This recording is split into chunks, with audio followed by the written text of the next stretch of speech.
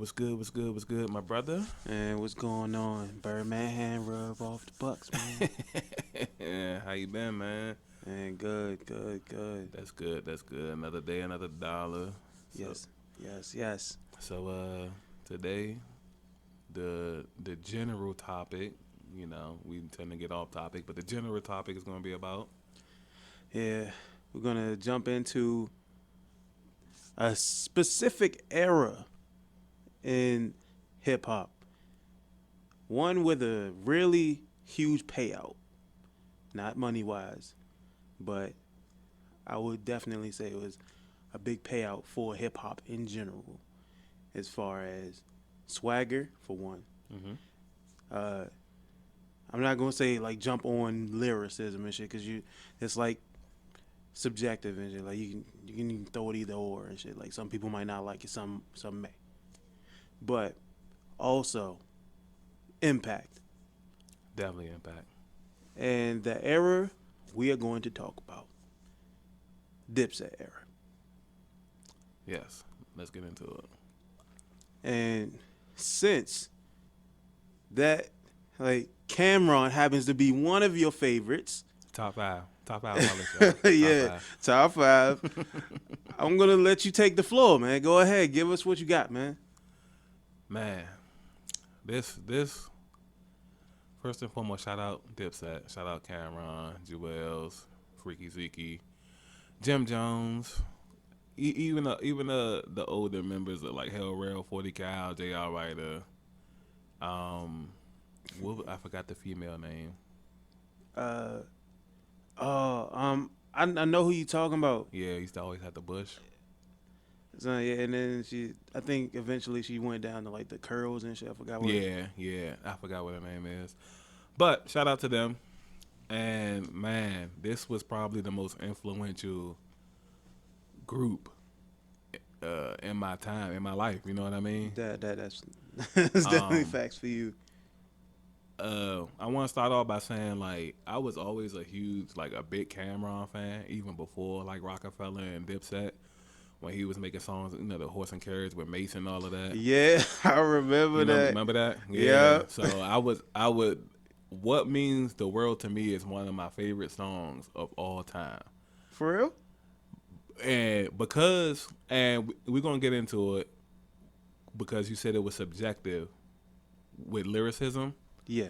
I feel like he's one of the most underrated lyricists of all time. All right, we're gonna have to speak on that. That's what's like. I'm a quote. I'm gonna get the quote wrong because it's been a while since I heard this song, but this had to be about 1999. So What Mean the World to You come out, and this is before he's like doing the slow rapping, so he's like kind of fast rapping and it gets to a part in the song where I hope I don't mess it up too bad, but it makes sense where he's like, I'm the top baller in every state, and then he gets to naming these states and places and ballers that he is in each state, and it's rhyming. Like I think he goes like, in Chi Mike, in Boston I'm Kenny, in Miami I'm Timmy, in Phoenix I'm Penny. And it's just like, yo, he's like he's going through these cities and he's rhyming. You know what I'm saying? And I'm like, yo, this nigga's like that. You know what I'm saying? Yeah. But so fast forward, this has to be about 2002, and of course, this year is pretty much monumental because at this time I'm already a huge Jay-Z fan, and I'm not yet a Rockefeller stan, but I'm a Jay-Z stan at this point. You know what I mean? Yeah.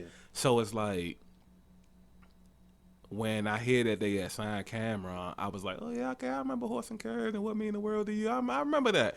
I wonder how that's going to work out, though, because, Rockefeller is more so you're going to slow rap with impact versus, like, Cam fast rapping. But, Yeah. of course, he adjusted. You know what I'm saying? And so when he came out with, like, a different kind of swag where it's like he's, like, methodically telling these stories, like these drug dealing stories, Mm-hmm. and they got like these they brought fashion, I feel like, to drug rap. You know what I mean? Yeah. So when he's coming out with these songs like "Oh Boy," and "Hey Ma," Both the classics, bro. The classics. super classic. So it's like. It was like I felt like that was the wave of like, damn, it's really cool to be a drug dealer. You know what I'm saying? Like, Yeah. like, like, damn, I want to sell drugs now. You know what I'm saying? And it's like, But don't sell drugs, kids. yeah, don't do that, y'all. But at the time, this is what the feeling was. You know what I'm saying? And then it's like he's on this super hot wave, and then he's incorporating like member after member. You know what I'm saying? Like Joel Santana comes in. And then Jim Jones comes in, and then it's just like, of course, Freaky Zeke's not really never a rapper, but he's there for entertainment purposes. You know what I mean? Yeah, that's definitely facts. Shout out to Freaky Zeke because I definitely just like did a comedy skit about his skit. So all of his skits like were hilarious, bro. It's hilarious. Like my favorite to this day is the one where he was getting head in the car. And she threw up on him. That had me drunk. dying. Yeah. I just bought this white tee. You done got it on my chain. I love Freaky Zeke. That's a hilarious dude. And even before I'm going to turn it over to you, years later, when they got into that beef with 50 Cent, remember that? Yep. And it was like, okay, we've been wanting to see this. So it was like it's the gangster rap that G Unit has versus the swag rap, the swag drug rap. I don't even know how to describe it because they had swag, gangster, drug mixed with a little comedic. You know what I'm saying? Yeah. One of my favorite beefs of all time because you got a little bit of everything. You know what I'm saying? Man. And that came from both camps. Yeah, facts. Super facts. Because 50 was definitely clownish in his own right. Yeah, very, very clownish. Very clownish. So it's like, man, when I tell you he's like one of the most impactful, like, I'm not big on being starstruck, but I feel like he's one of the ones that if I seen him in person, he would be starstruck. I even got a story about him posting me on Instagram before. Yeah, I remember that. Yeah, that I'll get into later on. But how was it from your perspective, though? Man, from my perspective, I remember when I first heard Dipset. Mm-hmm. And it was the Hey Ma, like, I started off, like, really just liking the Hey Ma song. Like, because I was really big on music anyway. Okay. And just any types of music was just, it was really reaching to my ear and shit. And it was just like, man, this is good. And since I already had like that musical ear, it's just like once you start listening to them, because they had top tier production. That's one thing, man. Yeah. Top tier production. I was listening to Dipset on the way over here. And we already talked about that. I was listening, just this morning. I went on a Dipset tirade. Me too.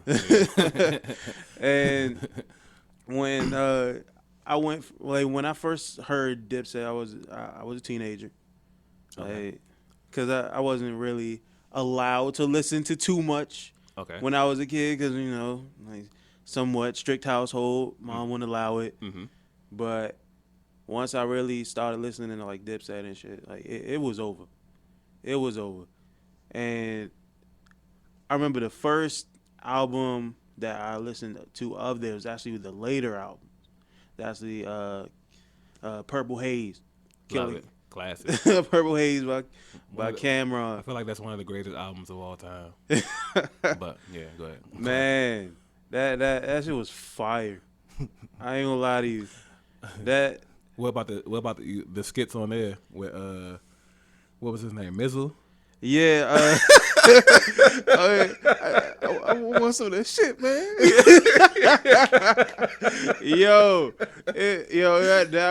It was funny, bro. They had so much character. It was almost a complete package.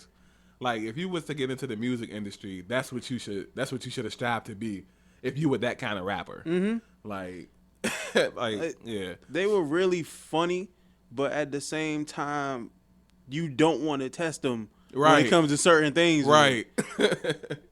Because honestly, like they were really good rappers in their own right. Oh yeah, of course, of course. Because J.R. Ryder didn't get as much credit as he should have. Heck no. Shout out to all right. He was actually a really good rapper, and people would just put him down because he wasn't the best out of Dipset. Like, Which was subjective. yeah, because you can't really put him in a class with people who are outshining him. Right. Like, you think Dipset, you think Cam, Jewels, Freaky Zeke, Jim. Yeah. That's about it. You don't think of too many other people. But I mean, like they can probably think like some of the heavier Dipset fans, and they'll be like, they'll think Max B or some shit like that. Like, Shout out, I love Max B. By the way. Max B on the hooks. Yeah. Max B on the hooks. Come on, man. They ain't get no better. Like, I remember, with Jim, I know Jim Jones was my man. Facts. Like for a long Shout out time, Jim Jones, from like man. 2008 Yeah. to Because remember early on, people used to always say Jim Jones couldn't rap. yeah. But once it hit that era, that was that 2008. Yeah, because it was like 2008, 2009, and I tell you this, Hustler's poem, Classic. instant. I heard it, Classic. and I tell you right now, I was sold. Classic. This man, oh my goodness, I listened to that album so many times. I remember I used to play my video game, like my Xbox 360, with playing Burnout. Okay. On my my Xbox 360, having that blasting every single time I'm playing it. I'm playing it for hours, and it's like I'm playing the same album on repeat, and I couldn't get enough of it. Facts. And Super classic, man. Shout out Jim Jones, man. man, and then he started coming out with more and more albums, and it just gradually got better. I remember I loved Pray for Rain. Yeah. Pray for Rain was a very good album, because he was talking about a lot of like the situations that he went through growing up and shit like that, Facts. and how about his kids and shit like that. I loved that, and it was some that I really didn't like. The little with Ron Browse and shit. I ain't really fuck with that like Which that. one was that? Son, I forgot the name of the song and shit, but Pop Champagne is that was the jump. Yeah. See, that one, no, but it was another one from around that time period that I absolutely love, and I think it was called like The Perfect Day or something like that. Let me see. And Was that a Jim Jones song? yeah, we could be anywhere in the world, but we right here.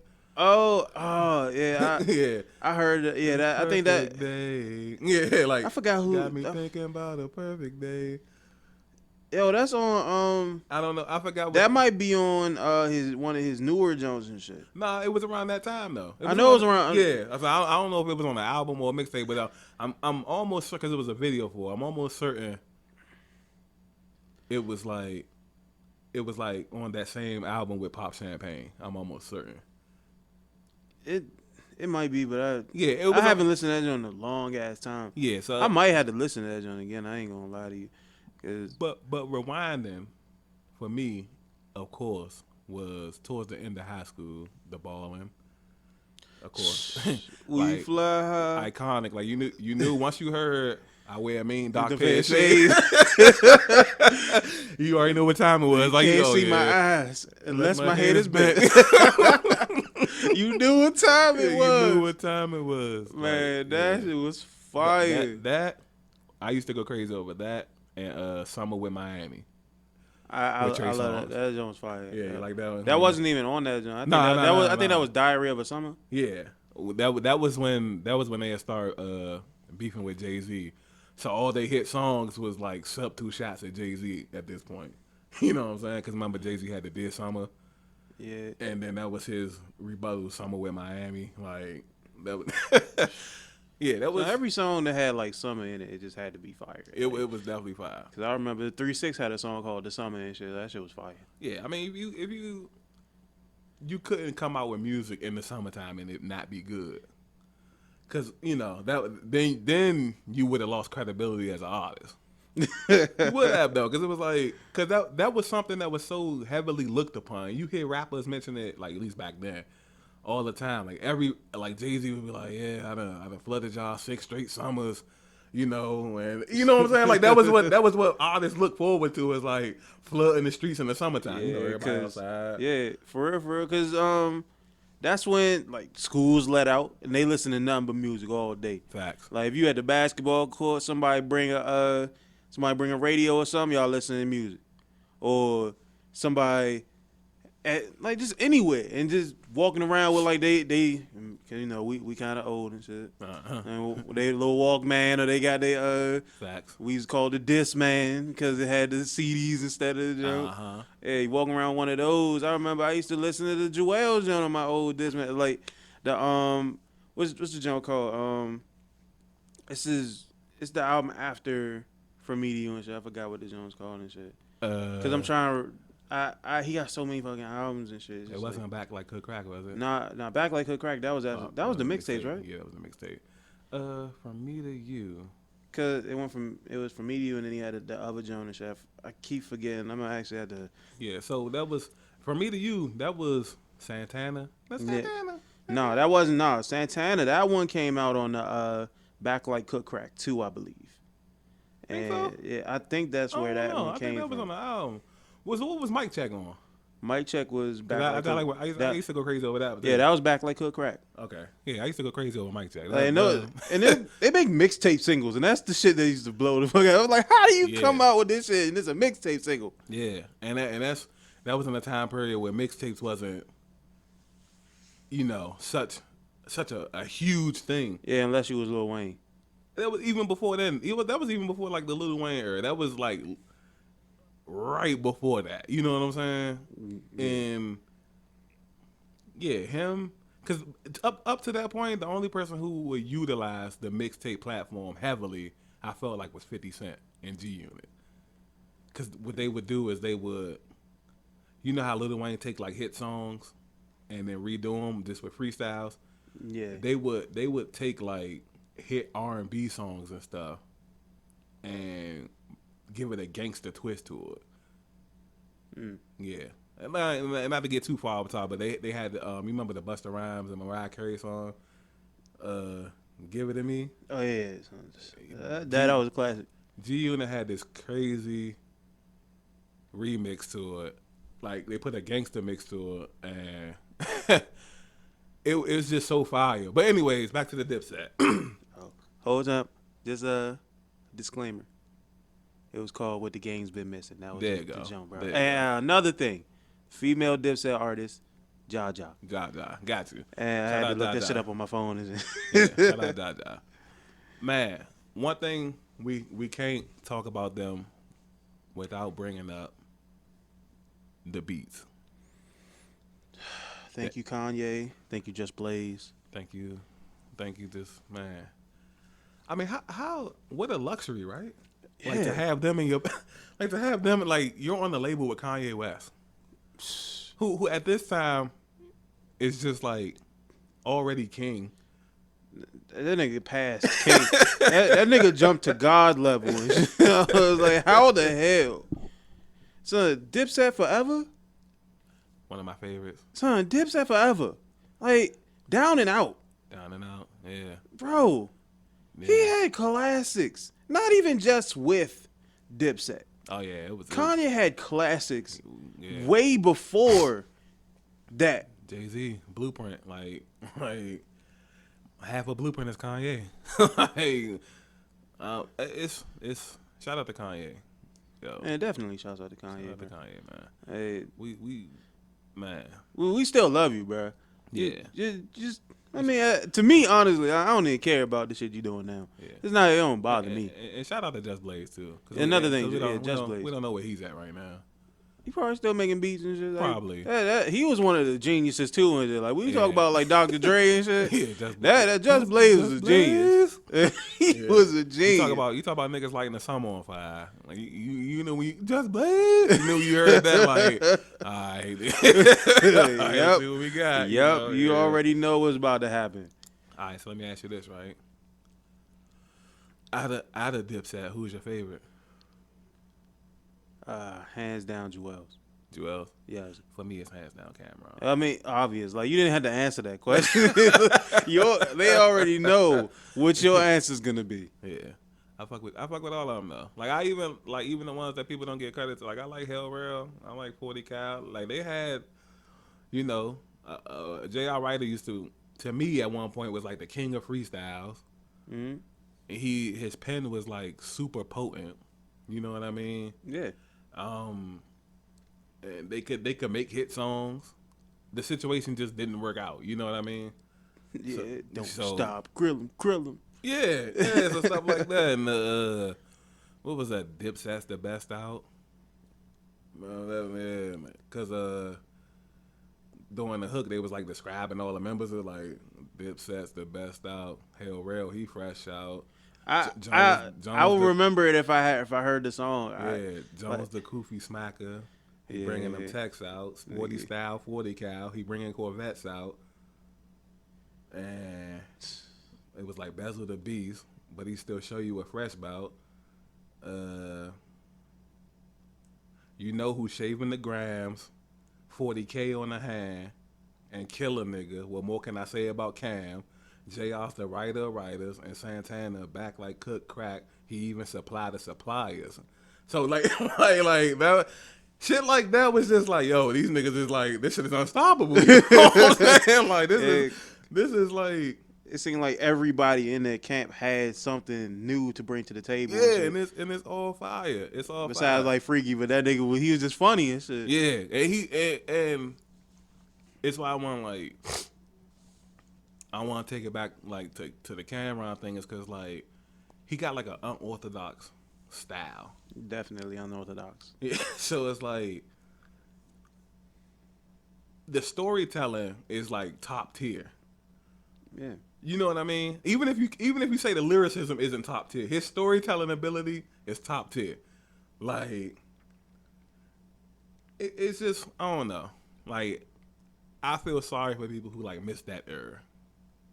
Man, you ain't the only one, bro. Cause that Dipset era was something special. Definitely special. I mean, there were other eras where like people came out and they made waves. Yeah. But theirs was so iconic. They go into the hood in Harlem, shooting videos and shit like that. And, shout out Harlem, man. And Harlem, man. this nigga, like, he can pull up in a whole pink fur coat, and nobody touches him. Pink Tams. Yeah, nobody touches him. Pink hat, like. Yeah, these niggas were literally the kings of Harlem. And what pressure, considering the history of Harlem. Yeah. Like, cause you know we sit back and we look at like the things that we doing, like in our lives, and it's like nobody's been here before us, here where we at. You know what I mean? So what we're trailblazing now is like you're not living up to nothing. You're just setting the tone. Yeah, it's like it's uncharted territory. Right.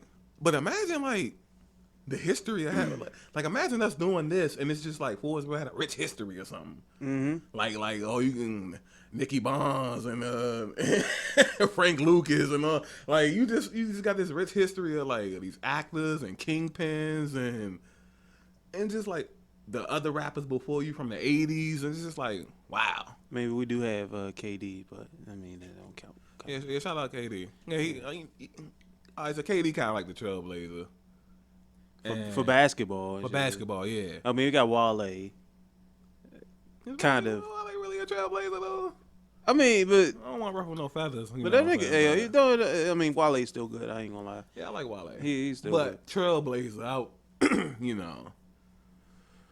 All right, maybe he did set the trail on fire. Maybe he did. Yeah, because not a long trail, but come on, bro, Nike boots, man. But that's local though. It doesn't matter. It does though. But like, it's still quiet. We're in Maryland talking about Harlem. Niggas not in New York talking about Nike boots. All right, I get it. All right, cool. Like you like win. No, I'm just saying like that's what I mean. Like that's I get it. Like yeah, the area, yeah. But that's just I don't know. I kind of been on that because remember when 50 Cent was beefing with Ja Rule and them, Yeah. and in the Piggy Bank song, he told Jadakiss he told him something like, "Don't fuck with me if you want to eat. I do your punk ass like Jay did Mobb Deep." And then he was like, "Yeah, homies in New York, they love your vocals, but that's only in New York, nigga. Your ass is local." And then that's how I've been looking at shit from that point on. It's like, okay, it's a local thing, and then it's a worldwide thing. You know what I'm saying? And whole T, we don't give the nigga 50 a lot of credit when it comes to his diss songs. Yeah, top tier. This man, He's top tier. yes, He's top he didn't tier. give a fuck who he was talking about. Yeah, He's gonna talk about you. yeah.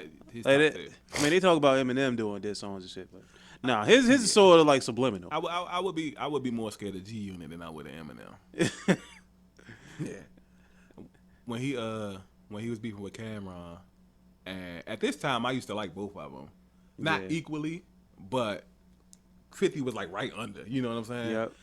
And in the funeral music song, he told Cameron, he said, he was like, I'm trying to get the lines together. What did he tell Cam that made me just like, damn, these niggas got a battle on their hands and shit? He was like, I can't even remember. It's gonna come to me. It's gonna come to me.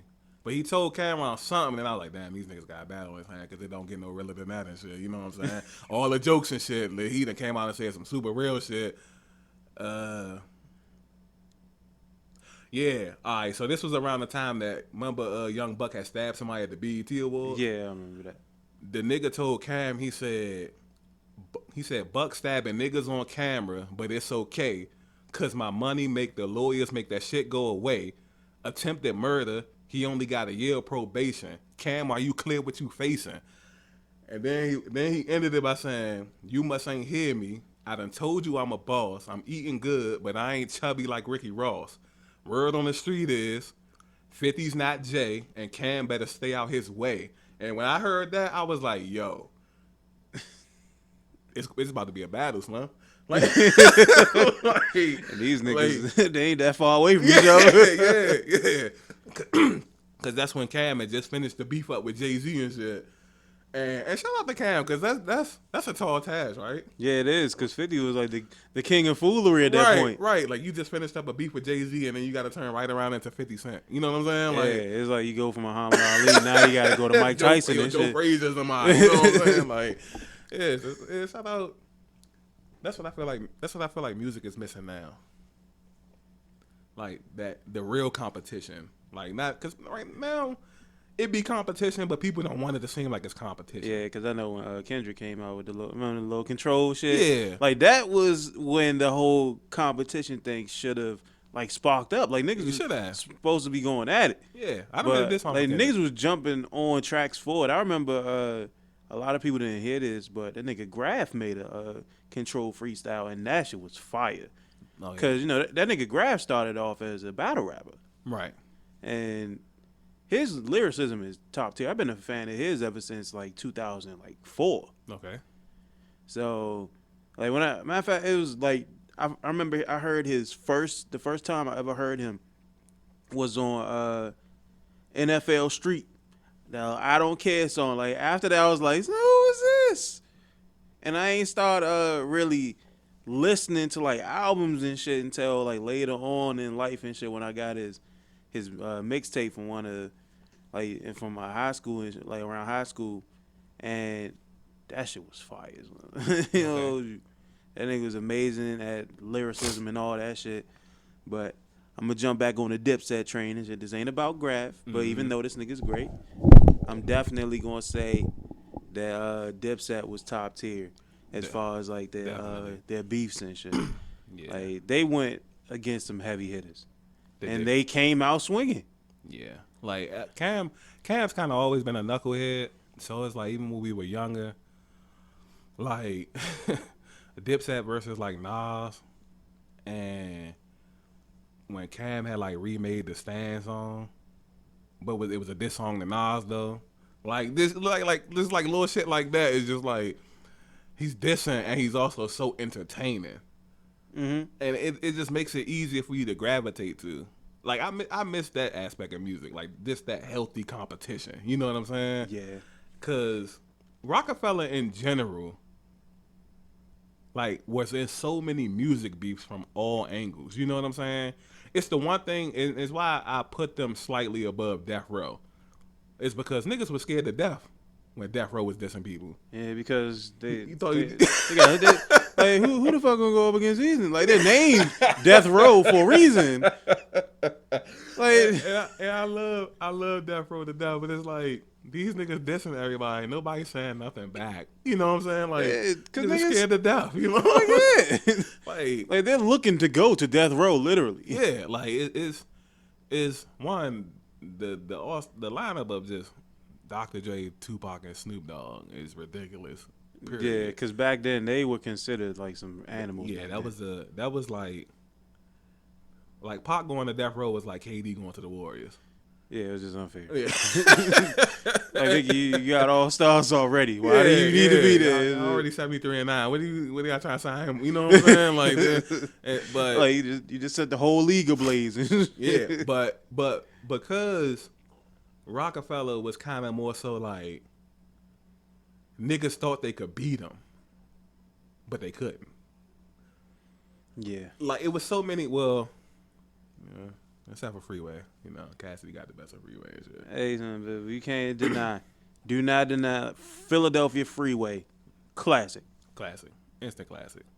I Each person on that roster has at least one classic. Like, don't know about Memphis Bleak. All right, I stand corrected. Yeah. I stand corrected.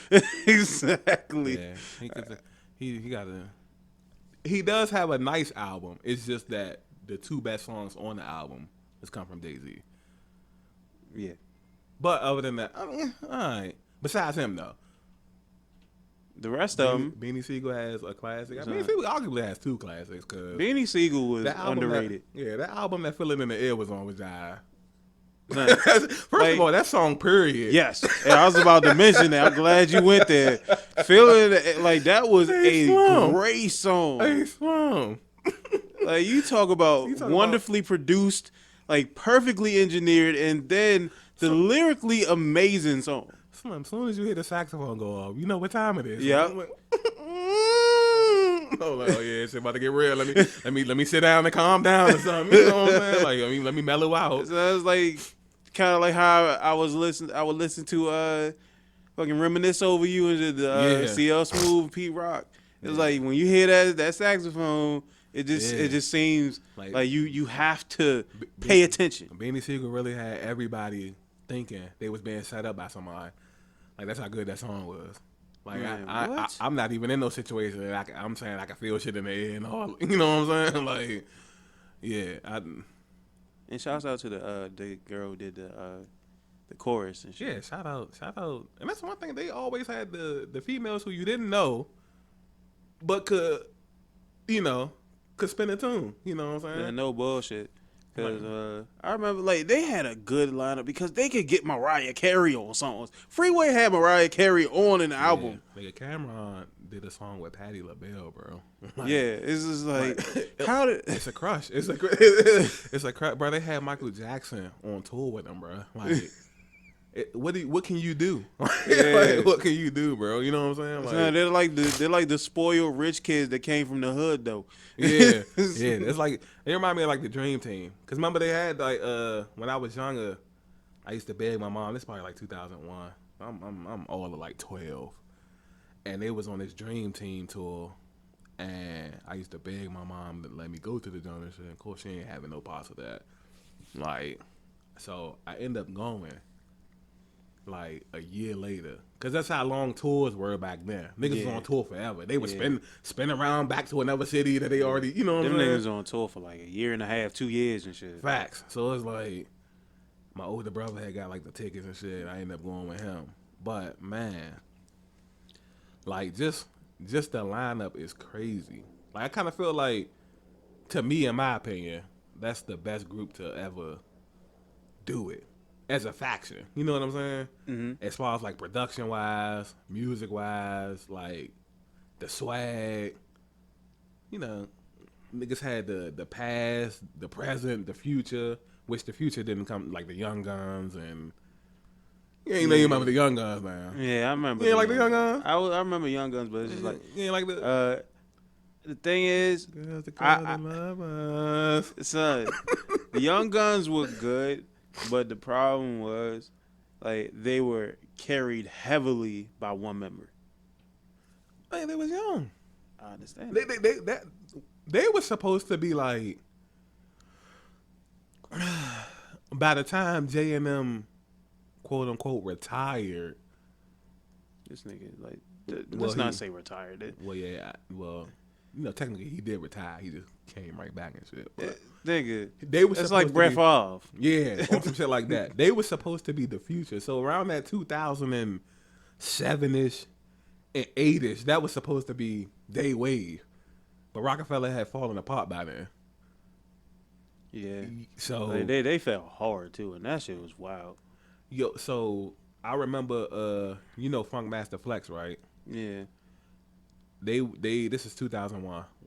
And the Dipset freestyle on Rap City is my all-time favorite freestyle on Rap City. My all-time favorite freestyle on Funk Flex is when Rockefeller went through that joint, squatted, bro. Joint was an hour. And they rapping over all these beats. And they you know, they taking a break and talking and shit too. And I think it was Young Chris from the Young Guns. He's freestyling. I told you, bro. They were carried heavily on by one member. But this the reason though. This because it's real funny. They was like Funk Flex. He was like, "Where Neef at?" He was like, "Where Neef at?" And Jay was like, "His mother wouldn't let him come. He got school tomorrow." you know. Back then they was like young. They was like 16. Yeah. You know what I'm saying? So that I'm like, that's why they were supposed to be for the future. Like once they hit 19, 21, that's when they were supposed to they were supposed to be they shit. They was probably supposed to be right under, you know, Joel Santana. You know, I kind of saw them like forming a group eventually or something. You know what I'm saying? Son, that would have been a crazy group for real. It would have with Joel's being like the leader and shit. Man, Joel's the man. Dog. Yeah, because they was like younger versions of him essentially. You know what I'm saying? Mm-hmm. So yeah, because Joel started off young. Yeah, because I think. And this wasn't even the beginning, but in Hey Ma, he was like 18. Yeah. So it's like, I don't know. This is super dope group, man. Man, I ain't gonna lie to you. It was like so many good albums that came out of that camp. Yeah. Like even now, because Cameron still dropped dope music. Yeah, I remember I was listening to like what's the 2K with Kevin Garnett on the front? Was that 2K8? I think so. I remember I had that jump and I used to listen to Crime Pays while I was listening. You want to talk about underrated? Crime Pays got one of my favorite Cameron songs of all time, and it's called "I Hate My Job." Slum. When I first heard this song, first of all I'm crying because of the story this nigga telling and shit. I'm like, yo, this nigga's wilding. Like, and he's describing like the everyday struggle life of going to work. You know what I'm saying? When I say that's a man, he definitely it's music he got that he definitely didn't get his just due for, and that album was definitely one of them. Crime Pays. Yeah, I remember I used to listen to that joint like religiously. That was a very Facts. Definitely 2009. Yeah, and then like after Cameron like kind of like somewhat dropped off the earth, and I was heavy on Jim Jones. I mean, I was heavy on Jim Jones beforehand. Right. But I mean, I was listening to like his mixtapes. I was listening to his albums. Like he coming out with the Vampire Life Jones. He coming out like my favorite mixtape of Jim Jones was Ghost of Rich Porter. Okay. Yeah, I heard that one was a classic. Every single song. I don't understand how people were giving him so much flack for his rapping. Like, I honestly, in my honest opinion, it's not even me being super biased or nothing. I honestly just think around the time that Dipset first came out with Diplomatic Immunity, I honestly think somebody just came up with the notion he's the weak link in the group, and people spun off of that where he can't rap. I mean, I can see if like he was actually rapping and just wasn't good at it. Like if this nigga was coming out with some shit and this nigga is like Crunchy Black from 3-6 and shit. Yeah. If you like that and shit, I can understand. But to be honest, Crunchy Black did have like some But like fire moments. That's the thing is like it.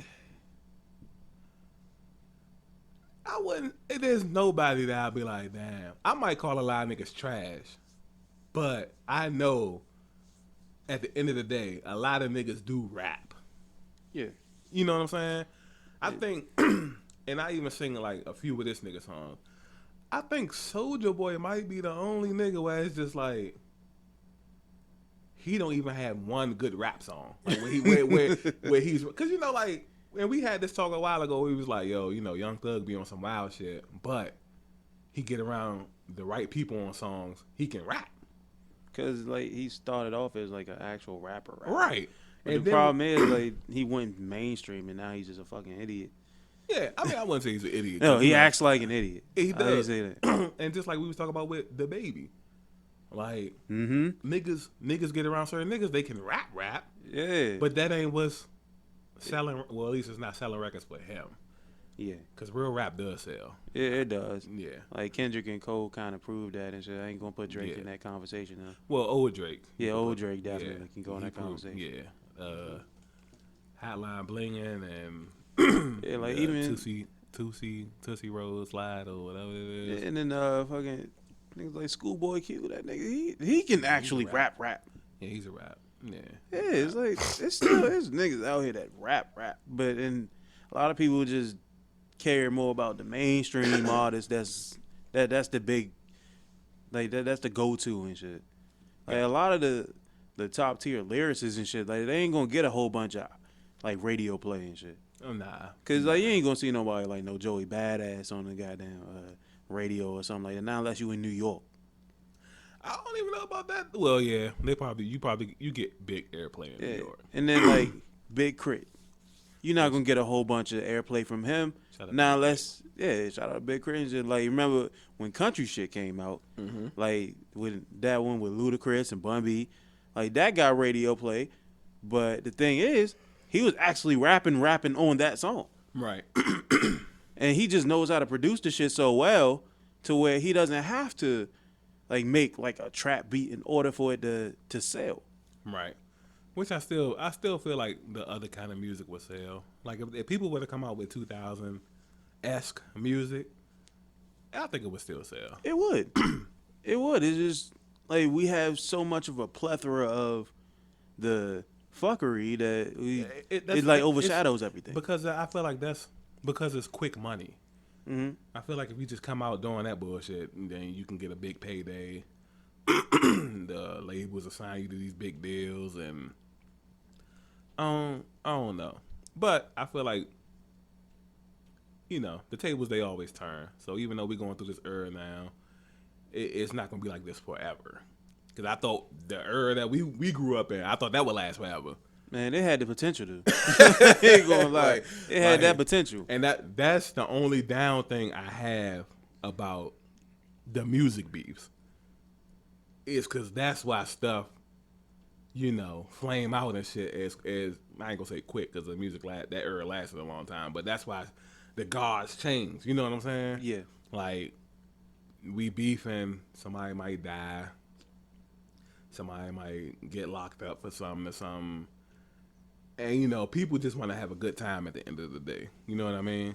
Yeah. So it's like, now they going to focus on all this club music because they not trying to hear all that gun shit. I mean, they still do hear all the guns. Like, that's well, now you don't have a choice. Yeah. Yeah. Chief Keef got it. Chief Keef kind of got it. So it's like, now, you know, that's just super cool again. But the dynamic of it is off. Like, niggas ain't, you know, like we said about Dipset earlier, like the swag talking from a drug dealer's perspective, it's not that no more. Yeah. Because niggas is on the drugs now. You know what I'm saying? Like, niggas It's like it's the drug addict point of view. Right. So you're It's like Mizzle, like if Mizzle made a fucking mixtape and shit. this is how it would be. Right. Exactly. Shout out to Mizzle too, man. Cause that's one of my man right there. Hey, I'm Mizzle. Yeah, former heroin addict, cokehead. I'm saying killer addict. And I tried it. I itch. He scratched. Yo, no more, man. I forgot what album was that from? Purple Haze. It was? Yeah. Because I remember hearing that shit. I just forgot where it was from. Yeah, that Purple Haze. But I'll tell you, Purple Haze classic, man. Because a couple of, like I said, I was listening to him this morning too. A couple of the songs came up and shit. I like, once you bring up the name, then the shit just start filling back into my brain and shit. You know what I'm saying? So like, roll that shit, light that shit. Smoke that. He was like, you know, the one thing Killer taught me is that if you're gonna do something, go all the way with it. He's like, if you smoke, he's like, don't just smoke weed. He's like, try cocaine, but don't stop there. If you're gonna sniff cocaine, he's like, shoot meth. He's like, if you're gonna shoot meth, he was like, try it was something else. It was like some other drug and shit. He's like, try heroin. He was like, Cameron had all that shit right there for sale, man. Funny motherfucker. He done talked him into buying all the drugs and shit. Nah, but yeah, Cameron was super influential. Like when we was in high school, we was Rockefeller, but the core was Dipset. You know what I'm saying? Mm-hmm. Like that's what it was always viewed upon this shit. Like, the shit was just iconic, bruh. Like, it was just,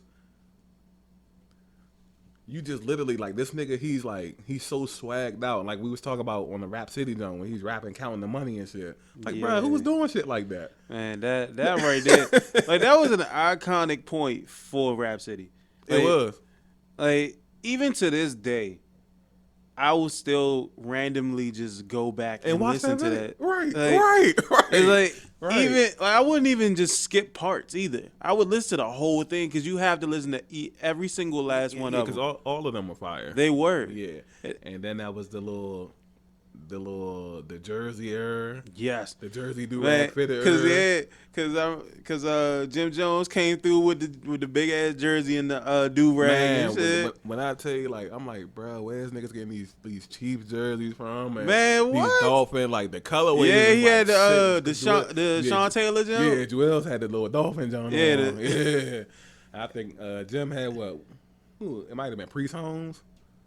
It might have been. I'm not sure. Yeah, I'm not sure either. But either way, that shit, the fitted with the bandana, red bandana around the jump. Like, bro, shit was like shit. He was the only nigga that could do that too. Yeah, like he could put a bandana around a fitted. Yeah, because Joel was just used to wear the bandana, and it's like he had the bandana to match the Dolphins. Like, where you get that color from? Like, where you get that from? You know what I'm saying? Like, hey yo, that's what Santana, the bandana. Yeah, like, hey yo, whole time. Back like cook crack.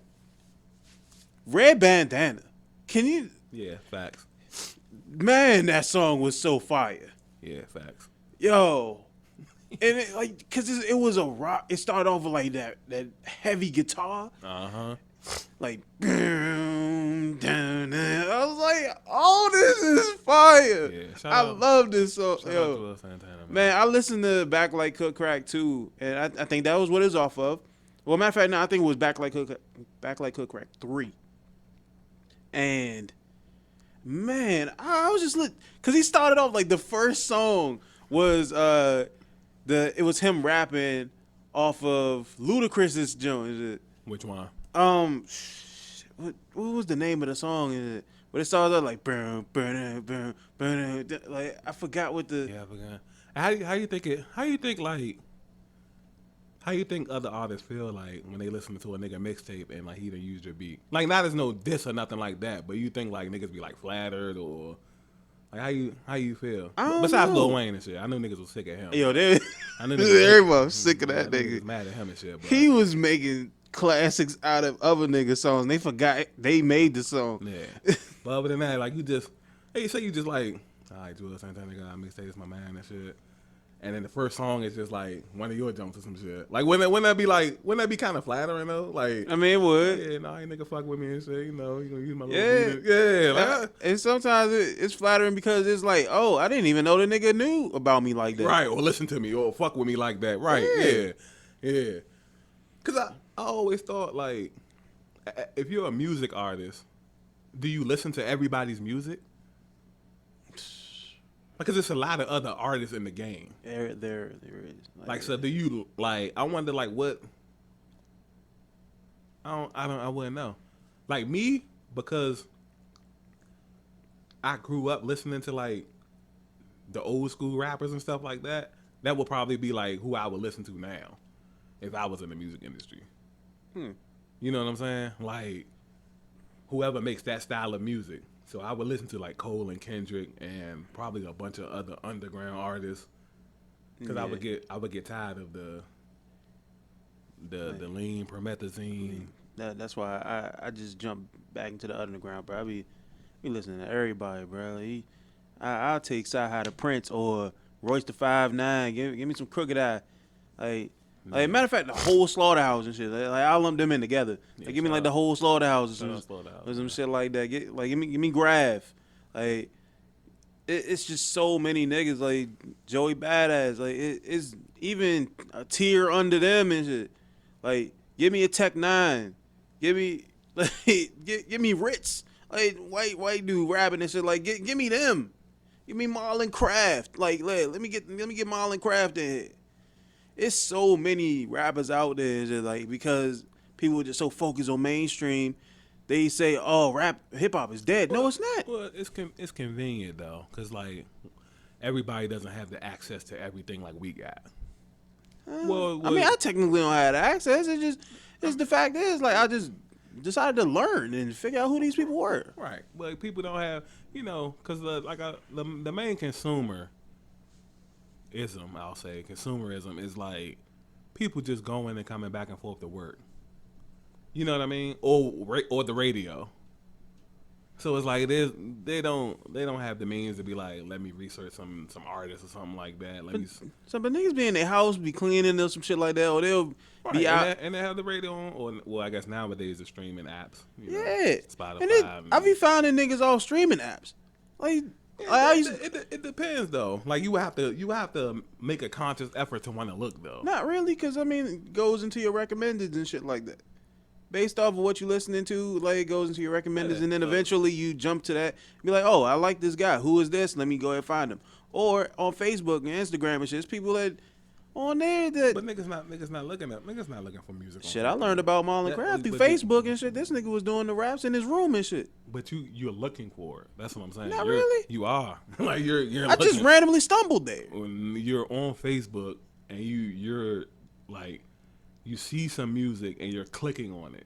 Like the average person is not doing that. I'm trying to explain what the average person is doing. This shit was like damn near viral. Nobody's on Facebook like just like scrolling the timeline like, oh, music video, let me see what's up. Now people do it, but they're not average. Is what I'm saying. I guess. Yeah, like the average person is simplistic for them. I mean, I be learning about a lot of niggas through like nigga Sway and shit. Like he be having a whole bunch of shit like. That's one thing I can say about a nigga Sway. Like, he be having upcoming niggas and shit. Yeah, I'm fucking with Sway. I ain't fucking with Sway back in the day, but yeah, I'm fucking with Sway now. Yeah. Funk Master Flex be on some nut shit, so. Yeah, I don't know what the fuck that nigga be on. Yeah, some nut shit, Pat. That nigga, man, that nigga, he wildin' the fuck out, son. He do be wildin'. Cause didn't that nigga say that Drake is better than Jay-Z and some shit like that? Just cold foolery. I don't even argue about Jay-Z no more, bro. I'm at this point, I'm just convinced, like it's just like people gonna find a way for him not to be like. I ain't even saying he the GOAT, but people gonna find a way for him to not be great. Yeah, I can understand if you putting somebody up there with more of a catalog, but a real catalog. Yeah, like come on. The only reason why a lot of these people are really popping is because it becomes like viral trends. Facts. If it wasn't for social media, a lot of these artists and shit wouldn't even be popular because of facts. Like they create like dances out of songs and shit like that, and all of a sudden like the song is viral. No, if it wasn't for that, most of the rappers would not be popular.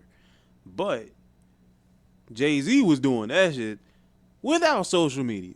And against stiffer competition. Definitely stiffer competition. Like Drake is at the top, and his biggest competition be Cole and Kendrick, and they don't even make music a lot. Yep. And the people that go up against him as far as like battles are concerned, he loses, but he can take a gentleman's 30 and niggas will still fuck with him even though Cause he'll stop respond. Like, remember back in the day, you lose a battle, your career was just like hit. Yeah. Which made that's what made the rap beef so special. You know nowadays you can't fucking lose and shit. Look at that nigga 6ix9ine. That nigga he can still win. Right. Even when he loses. Right. And it's like everything's just so weird. I don't know. But yeah, Cameron, Dipset, huge influence on my life. I'm gonna go ahead. I can tell the story now. Yeah, you can tell the story. You know, I anytime I get, I always tell the story, man. You know, one of the bright spots in my life, man.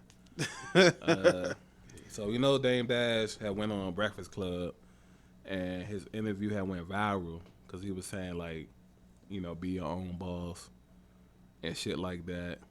And on Twitter, that hashtag had went viral. It was trending, be your own boss. So everybody was coming up with like little scenarios where they was being their own boss and shit. And typical black Twitter, it goes from being like super positive to super foolery in a matter of moments. Yep. So everybody was being their own boss. Niggas was cooks. Niggas was like landscapers. Niggas was doing all types of good stuff. And you get past that, and all the jokes was right there. So niggas was, I forgot what niggas was doing. It was like a plethora of stuff that niggas was doing. So I was like, I'm just trying to be OC and talk what I see and shit. You know what I'm saying? So I'm coming up with shit that don't make no type of sense anyway, but I'm posting it any fucking way. So I posted John saying like, when I die, I don't want no pallbearers. I'm gonna carry my own casket, cause Dame said another nigga should never be lifting you up or nothing like that. You know what I'm saying? And then I put the hashtag be your own boss. So it got a good reaction on Twitter. But then, like, when I had woke up the next morning, kind of like how today was and shit, one of my mans, he ain't my mans no more and shit, but, well, one of the male mans, I'll say, well, he ain't male man no more either and shit, but, yeah, he had messaged me and was like, yo, you know, Cameron, reposted your joke on Instagram, right? And I was like, damn, for real? And he sent me the little screenshot and shit. And he had, like, screenshotted it to where he left my name in it so you could see who made it. And then had posted it and was like, yo, y'all really hilarious on this junk with a bunch of laughing emojis. And then, like, niggas was all tagging me on the junk. When I say that shit made my life Slim, I was like, hey, yo, this nigga Cameron really posted me, Slim. You know what I'm saying? Like, this is it. This is it right here. Like a repost from Jay-Z is the only thing I feel like that'll top that. Oh yeah, you already got the repost from Courtney that you wanted and shit. Yeah, well I got bigger dreams with her, so I'm on the way. You know what I'm saying? That's all I'm gonna say about her. I'm on the way, Slim. You know what I'm saying? But I was like, yeah, that was the Cam story though, and that was like, man, you grew up idolizing this nigga, and this nigga think you funny and shit. You know what I'm saying? Like that's alright, young. You know what I'm saying? Like that's alright with me, man. You know. But yeah, that was the story. You know, you got anything you want to add before we get up out of here? One more thing I need to add, man. Give his man his just dues. Juelz is an unsung hero. Shout out for Juelz, man. Dipset and shit. Like he branched off and did like music with other people, and he would body tracks, and people would still look at him as like somebody who would just rap in like single, like a couple syllables and just that'll be over with. No. Like, he's had songs where he's bodied a track. What's your favorite song? Like, man, it's too many to think of, bruh. Yeah, it's just like I want to say like Cameron. It is too many, but I think like I can give like 5 that I probably listen to almost every day. Which is Hey Ma, all right. um, Hey Ma, it would be the I Hate My Job, don't. It would be it's this joint called Hey Lady where they sampled the the Zap and Roger Computer Love joint. Oh, okay. Yeah. Um it's what else? I'm trying to narrow it down to 5. That's Welcome to New York City, Okay. Cameron and Jay-Z. And then it's like it'll be a tie between like you ever heard the little girls want to have fun jump? Yeah, I heard that. That was on Killer Season. Was it? Huh? I don't know if it was on Killer Season. What? It might have been. Yeah, I remember hearing it a lot of times. But it'll be a tie between that jump and the Purple Haze intro with the little air guitar and shit. Nah. Because that shit was his Oh. his intros are like super. Because the Killer Season intro was like Yeah. What Like was- their intros are normally epic anyway. yeah, Cause like I remember the Hustler's Poem intro. yeah. They know how to make an entrance. Like Cause their intros are normally like really heavy. yeah. Like It set the tone. it does.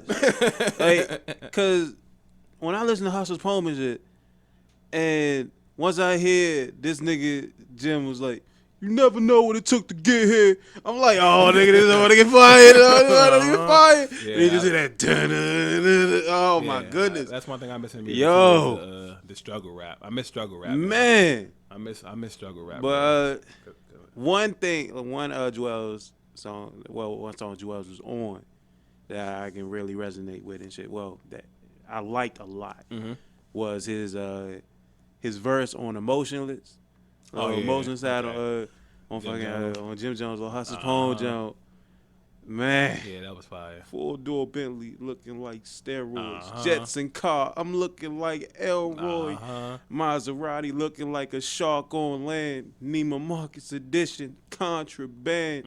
Mhm. Son, oh my good, like that was fire. Yeah. And then I am cracked off of what the game's yeah, been yeah, missing. Yeah. Man, he Yeah. bodied that That's song. probably like that might be my favorite Joel John. The I Am Crack down. And then the murder joint, like the when they sample Bob Marley and shit. Oh yeah, okay. Okay. Joel. Or was that Santana? Bob Marley or was that Ziggy Marley and shit? Like did they sample? I don't know. Like to me, all of them be Bob Marley to me and shit. My bad, y'all. But you know, they ain't any little reggae type John, yeah, Bob Marley. You know what I'm saying? Man, but I'm telling you, like he had, and then also Red Bandana and shit. I fuck with that joint. Yeah.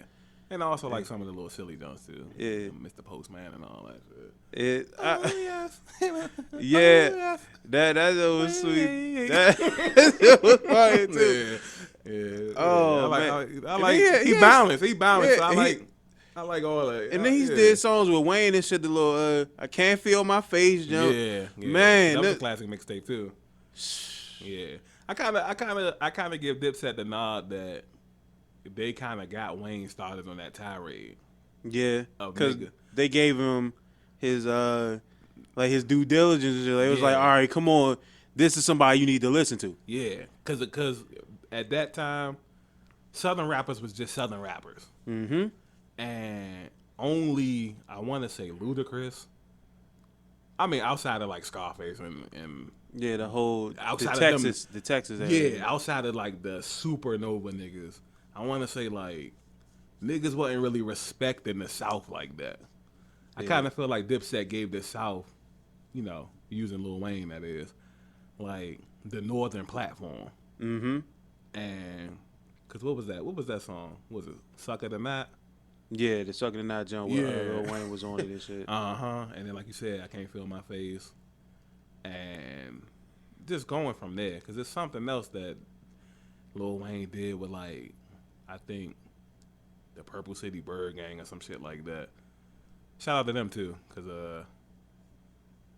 that wasn't nobody but Jim Jones, Max B, and Uncasa or somebody. I forgot. It's just Jim so, Jones and Max B by themselves is actually pretty good. And shit. yeah. Max B is actually like on camera on new I think it's Purple Haze 3 or Purple Haze 2. I forgot what it's called. But his newest album that came out in 2020. Max B. But before we go, one last thing about Cameron. He you know how they did like the kings of sampling beats. He also does this thing where he can rap over the original old school beat without even sampling it. Because it just made me think of it because his new album, the song he got with Max B, that's what he's doing. It's like one of them old J Jones, but it's actually like the beat. It ain't a sample, it's actually like them. You know what I'm saying? You know how they take the beat and then they scrunch up the little voice to like a cartoon voice and then speed up the beat. Nah, it's actually like that's also what he was like very good at is like doing those kind of songs too. Like I said, the song he got with Patti LaBelle, the little daydreaming John. You know that just I don't know, man. It is just off the wall type features and it worked. Yeah, Mariah Carey, and of course R. Kelly. It's like you can't miss. Yeah. Like how the hell? Like with them niggas, like you couldn't miss. They had a plethora of styles. Yeah. Like you can get a hit with somebody. Exactly. Something was gonna click. Exactly. It was really nothing you could do. Yeah, I know. Yeah. They had sleeper niggas that could actually body you on a track. Just no, it was just unfair. Definitely was unfair. Cause like I said before, people will look at J.R. Wright and was like, nah, that's a weak link right there. Until you get on track with him. Yeah, them niggas was like that. Stuff. A movement like that, it only can end from self-destruction. Like, cause niggas would have never flamed out. Niggas like that don't ever flame out and shit. You got like niggas like Snoop Dogg still around, Dr. Dre still doing this thing. Dr. Dre ain't never gonna stop, son. Yeah, so like shit like that. If Pac don't ever die, even though they say he was gonna leave Death Row anyway, but if he don't die and he stays with Death Row never flames out until they want to flame out. You know what I'm saying? Mm-hmm. So I kind of felt like Rockefeller was the same way. If Jay doesn't want to leave and they don't end up selling it, they just never will flame out. Yeah, and Hotel, I don't think. Well, you know what? I really think that yeah, they probably would have. When Biggie was alive and shit, I think Bad Boy probably still would have flamed out because because Diddy and shit, Diddy was too. Yeah, now that we see what's gone on since then, and how first of all, Biggie was like top tier, but when you look at like how far away his first two albums came out, that's a storytelling of itself. You know what I mean? Mm-hmm. Like for him to be super successful and his first album comes out in 94, his second album comes out when he dies, which is in 97.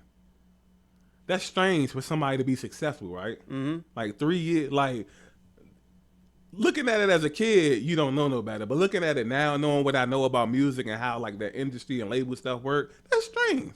Mm-hmm. Like how is he on the shelf?